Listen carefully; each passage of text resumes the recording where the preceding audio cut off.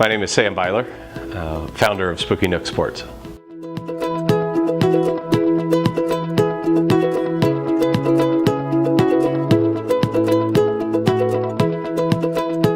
So after I sold Auntie Anne's, I retired, and 6 months later, I realized that retirement for me was really a mistake and not an option. And that became obvious when I could barely get out of bed in the morning. I mean, I just I had nothing to work for or work toward, and so we began. Melody and I started talking about what to do or what I could do or what we could do, and so the initial idea came as a result of our daughter Monica, who played club volleyball for about 5 years. And I remember going to these facilities and seeing almost no employees, and really if you found one, it was obvious they wished you wouldn't have. And the cleanliness of the facilities were really not, big dust balls in the corner and kind of extra equipment stacked up. And so I remember all of these things as we went to visit the many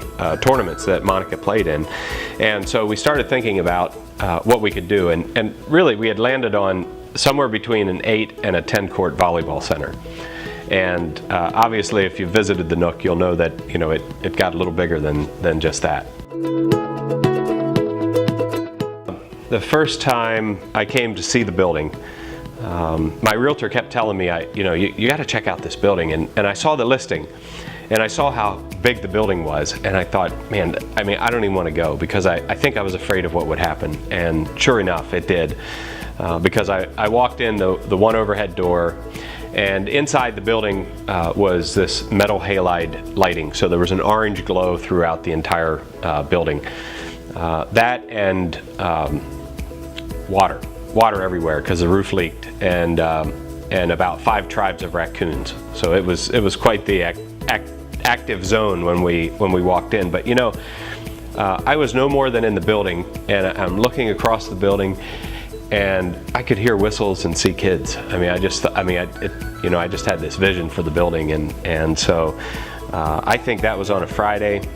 By Sunday, I went to like Office Depot or somewhere and bought this grid paper, and I just started laying out where would we put basketball courts, and what about volleyball courts, and what about baseball, and all these different areas, and that was the initial layout.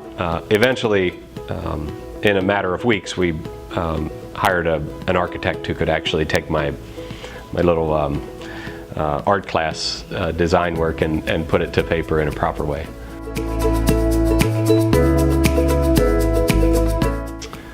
We will have been successful if we are able to look back in 10 years and 15 and 20 and talk to youth athletes who have been here and who describe this as part of what helped them grow up.